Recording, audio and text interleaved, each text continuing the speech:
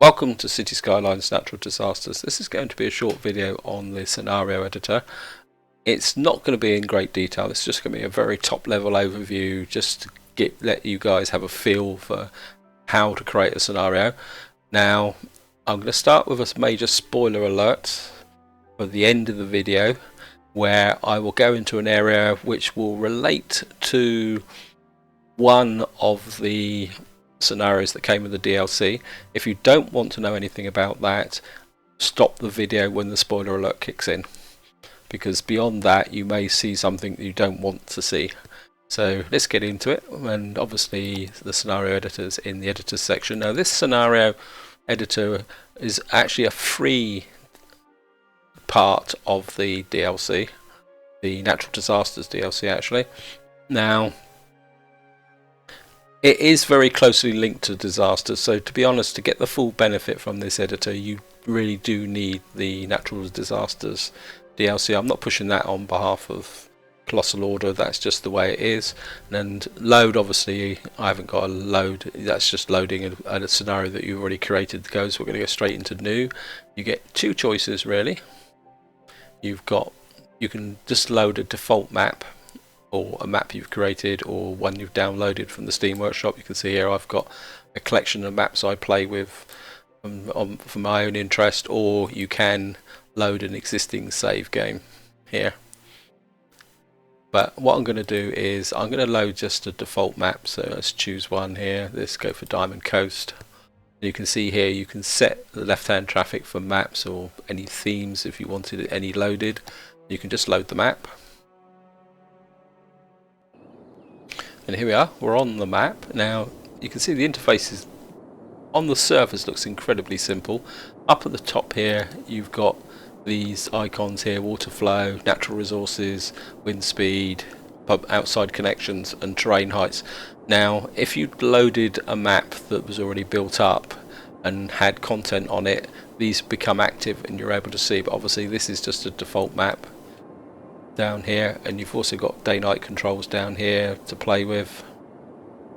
I'm assuming that this allows you to kind of set a starting day time if you want. It's going to use the day-night cycles.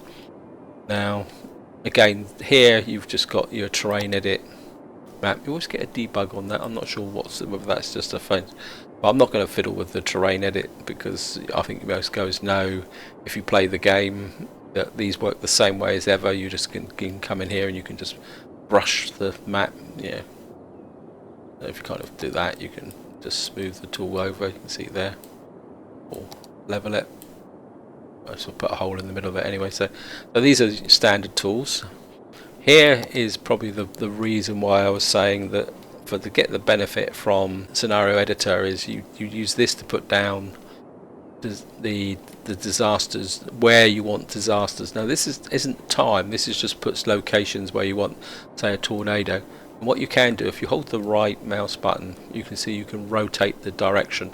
When you click left, you get the disaster you put in. And if you come here, you can actually rename it. So you can call this tornado 1, very imaginative. Let's return, and of course you can set the severity here from 0 to 10 according to what you want. I mean, I'll put a couple of disasters down, so whether I have a tornado there, and whether this is an earthquake, and what else should we put down? Say a meteorite strike down here. Oops, that's an earthquake. What's that? Oh, there we are. Here's the meteorite. Again, you can see the arrow from the direction you want it to come from. You can just drop it in here. Very, very simple, very straightforward. They all click here. Obviously, this one's called Meteor Rhineland. This is earthquake and earthquake. So you probably would rename these, because it may not make sense, but if you oops, call that earthquake 1, and what I'm about to show you next makes sense in why you would name them. Now we're going to get to the, well, I'm going to leave that straight away and we're going to jump to here. This is the scenario setting. So if you want to set the starting money, see this one's set at 70,000, you could increase this to whatever you want, 80, 90, 100, and you can click these modes here. You've got the snapshot tool for taking a picture of what you wanted. Well, I'm just going to open the scenario planner now. Now this planner looks very simple and straightforward, and it is very simple and straightforward, but the real subtlety in scenarios is thinking up the scenario. So truthfully, if you're going to build a scenario, you've got to have it in your head, and you've got to be able to kind of think about it. It's not a question of just coming up with a map, putting some buildings down and then putting some triggers in. Now, and obviously you need win conditions and lose conditions. They all come down here. So probably the logical thing to do is to do the win one, add it, and you can say, right, I think you can. So just a thing. So you can play 300 game. So you've got to play 300 game wins, and then here you win. And that's, so basically you win if you survive 300, but what you can do then is add here, and this is kind of duplicating a scenario which was delivered by the game. So you can see you've got a whole list of stuff down here.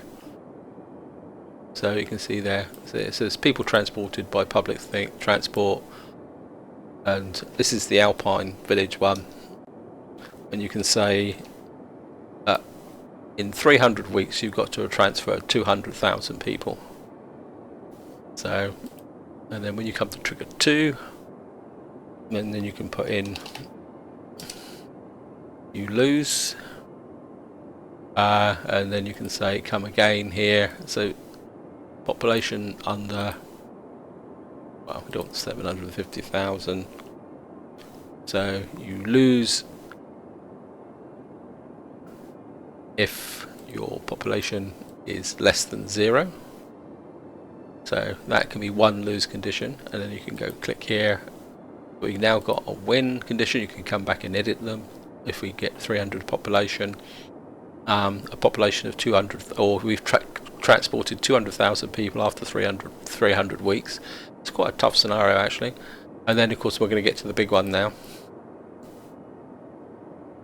Here, and come down here. There's all sorts of, and you can see there's simple triggers like you can own X map tiles. So let's call this one Tornado 1. Right.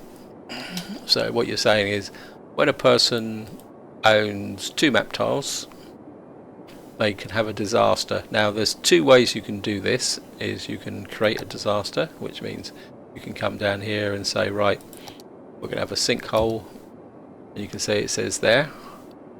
And what you can do, just to make it even more complicated, you can actually select from the map. So you can come in here and say, well, what we'll do is we'll have this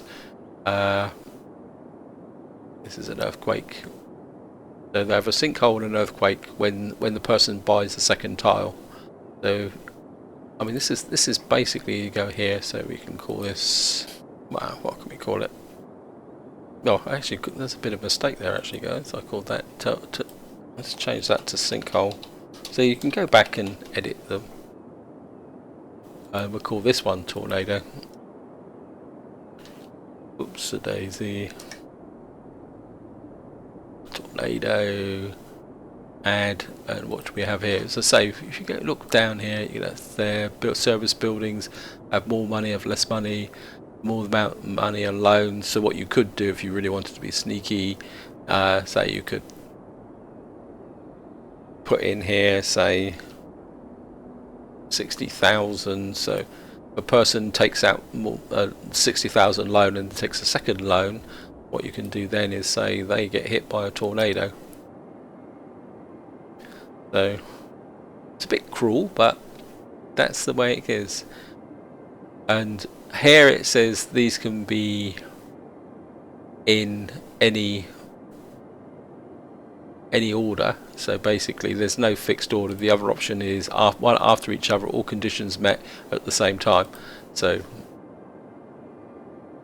now I think this relates to this. So if I come back to this one, oh, where was the one that, no, so I add an extra condition here. So you could say 60,000 loan, and they've played 4 weeks. So, and you can say, and then you can put in all conditions met for that. So it means that if a person's after 4 weeks, if they take out more than 60,000 in loans, they get Tornado 1. So I mean, it's a very, very simple interface. I mean, I'm not pretending that it's complicated, but it's the imagination that actually works. So I mean, that's about it. I mean, I'll show you some down here. I mean, you can also put in like we can come in here and we can add. I mean, it's not all the negatives. I mean, you could put in here saying, call it reward, and you can say if a person kind of, how can you say, as percentage says 50% of the people are high educated, you can come in here and add. You can give them a chirper message. Say, you are doing well with education. So basically, if someone gets all their population highly educated to 50%, they can do it there, and you can also give them a reward in cash. So you can give them a 25,000 credit reward. So, and of course, what you can also do is add, say again, what should we do? Unemployment, crime rates, people using per units of snow collected.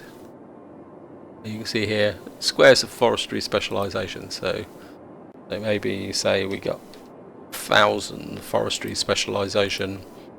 What we could do then is give them a fine. Yeah, we can fine them 500, or the way to look at it is, say we give them a $1,300 or 1,300 credit fine. This is where you can penalise and help people according to their gameplay. So like here, if you put it into tourists, if somebody's playing the scenario and attracts no tourists to the city, or neglects education or something like that, they don't get the perk of them, or they may not get the disaster. So I mean, that's the way to think about it. And I think that just about covers it all, really. I mean, that's what the scenario editor is about. Very, very simple, very elegant. I really like it, Colossal Order. I don't think you've got to put too much in it, because it gives lots of scope for imagination. Because I mean, if I come out now, and I'm going to have to quit back to the main menu, and I'll just give you a quick run through before we get to the spoiler bit. So if I kind of come into editors and say, let's just load. No, I can't load a scenario, can I? I have to do new, and I think what I'll go do is I'll come down here and load my waterside map. This is a map save game from my waterside series. It's actually a city. It's got over 250,000 people in it.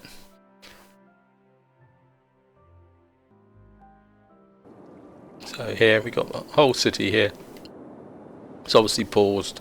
As I say, it has a population of, I think, just under 260,000 people. It's a really built up city. Lots and lots of boats. I had a lot of fun with the boats, sorry for the aside. And this is a little quick tip actually, it's not part of the scenario editor, but if you actually build 2 cargo ports like that, the game will actually, if there's no real direct link, they will actually use ships to move between 2 cargo ports. Something I found out in this game, but again, you can just drop the scenarios in, so you can say, right, let's drop a meteor there, say a meteor there, meteor there, meteor there. You can come up here, and I mean, I'll just choose an arbitrary trigger, I won't name it. We'll go add, and of course I assume the game weeks will start. So let's have own well, 5 map tiles. This is owns 25, so it will fire straight away. And what you can do is add a disaster, select from map, and we'll go there, and we can go again, select from map.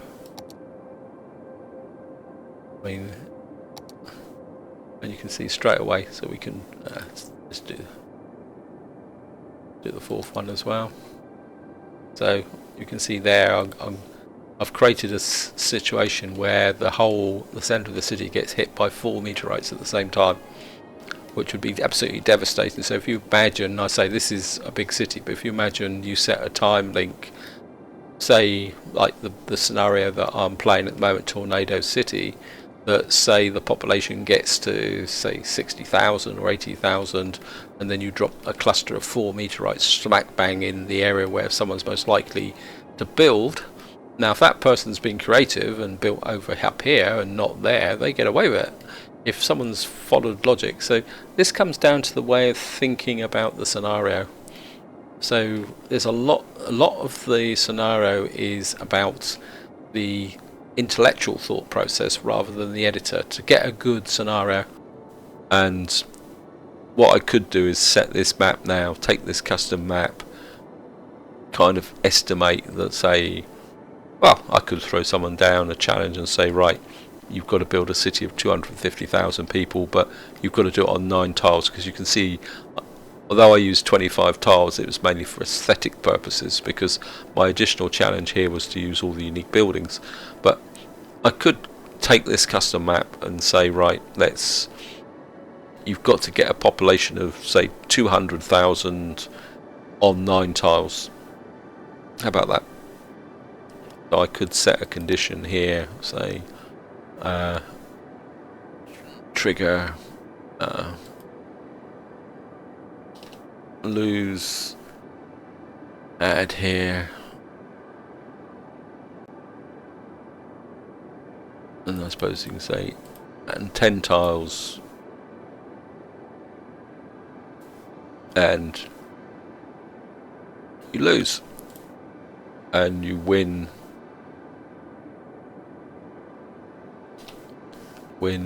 if you get a population over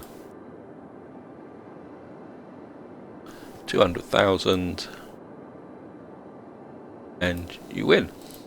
There we are. I've just created a scenario, custom map. I'm just throw down a challenge of, you've got to build this city of 200,000 people. You can only use 9 tiles. If you go for more than 9 tiles, you will lose. So that's a very quick scenario. I mean, it would be a very long scenario, and I've got no idea. Well, it should be achievable, because I got 260,000 on 25 tiles with a very, very loose layout. If you actually look at the city, I don't know if you can have all the unique buildings. Whether no, I mean, hopefully the Colossal Order will expand this over time, and I think this is where I'm now going to click back to main menu. This is the spoiler alert now, guys. If you don't want to know anything whatsoever about the scenarios that came with the DLC, this is the time to stop the video, because what I'm about to show you is a kind of cheat, but at the same time I want to illustrate the point purely and simply because it's something I found that I think it'd be useful for somebody who wants to design a scenario, but at the same time this is going to give you an insight into the actual one of the scenarios. It's going to be Alpine Villages scenario. Now, before any of you guys accuse me of cheating on my future Let's Plays, I have not used this, what I'm about to do, on any of the scenarios that I have yet to play. I've only looked at Alpine Villages. So if you don't want to know, now's the time to log out, and I'm going to give you about 5 seconds to stop.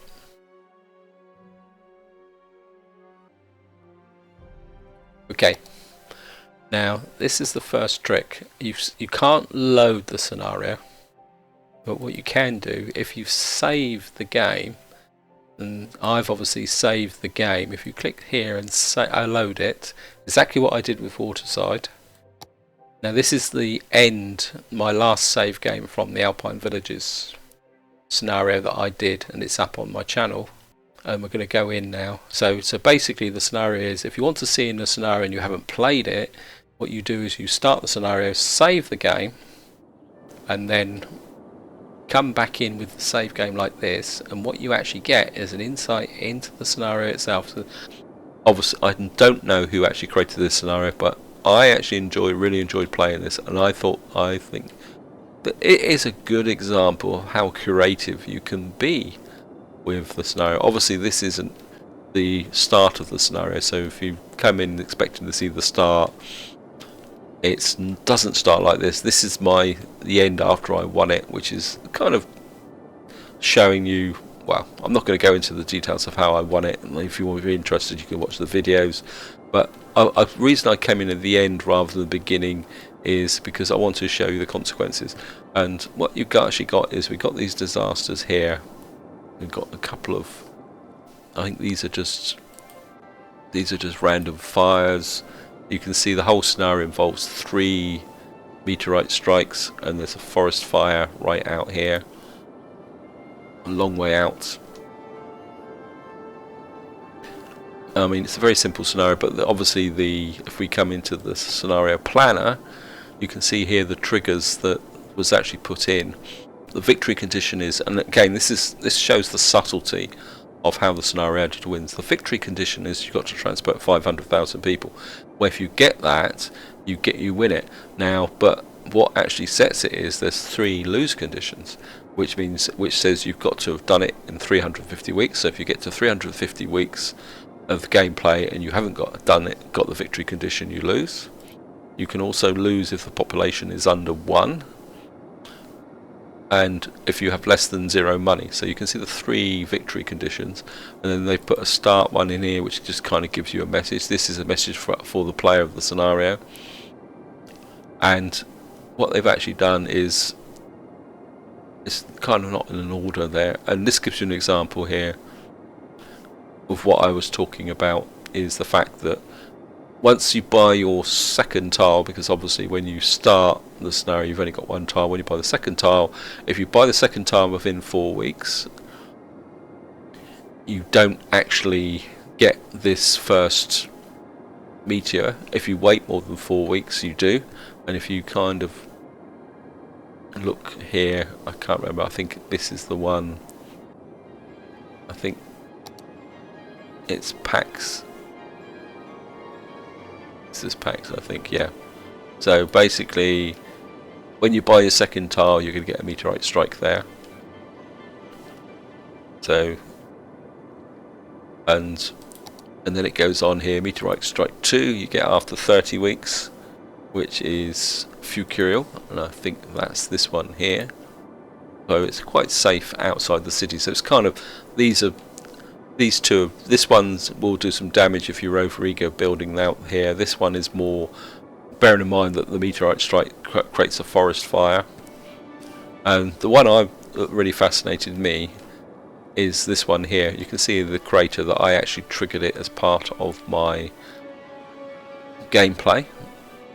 And this is what I would call a penalty disaster or event, because this is my 3. And it's actually triggered after 2 weeks, and 40,000 squares of industrial zone.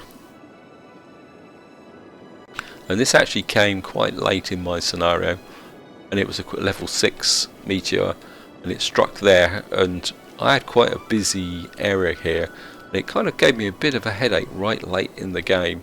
And it goes to show that this is how you can make a scenario interesting, that you can cause someone a bit of a headache, but at the same time it will depend on their gameplay, because if I hadn't built up so much industrial, if I'd maybe gone for lots of offices or something like that, or had less industrial and lots more residential and not triggered that event, I wouldn't have been struck by a meteor.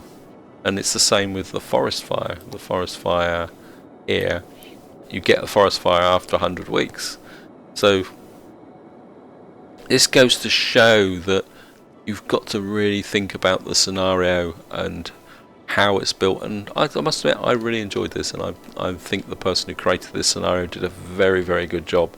And my compliments to them, because it was I really fascinated. In fact, I've even considered doing it again, even though I know where the disasters are. So, but it does show that to do a really good quality scenario, you've got to think about the initial map, the initial layout of the city. It's not a question of just putting down lots and lots of disasters. And of course, the other thing, I would assume that when the person who, or the team, it might have been a team for all I know, created this scenario, you would have had to have laid it out,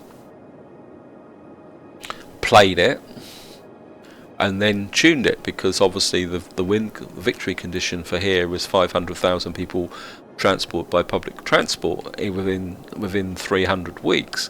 Now, to get a really good scenario so that it's a bit of a cliffhanger, you'd have to play it and see how many people you could transport in 300 weeks. You know, I mean, that's the way to think of it, so that it makes it a challenge to win. So there's a lot more to building a scenario than just plonking things down. Especially a scenario like this, or anything, you would have to create it, run it, or build the city, see how many people you could transport in that period of time, and then if it's too easy, you obviously bump the victory conditions up, or if it's impossible, drop it down. So the way to think about it is that if you're building a scenario, you'd have to tune it to make it a challenge. I mean, I kind of shows that there's a lot of work that goes into making a scenario, but I think that's all I've got to really say. And apologies for kind of giving away this option for people who want to cheat, but personally, that's a personal kind of thing. I mean, that's the reason why I have not looked at the other scenarios that I haven't played, because I do want a surprise. And I think that's all I can say, really. I hope you enjoyed the video. Hope you found it interesting. So, on that note, whatever you do, enjoy your gaming.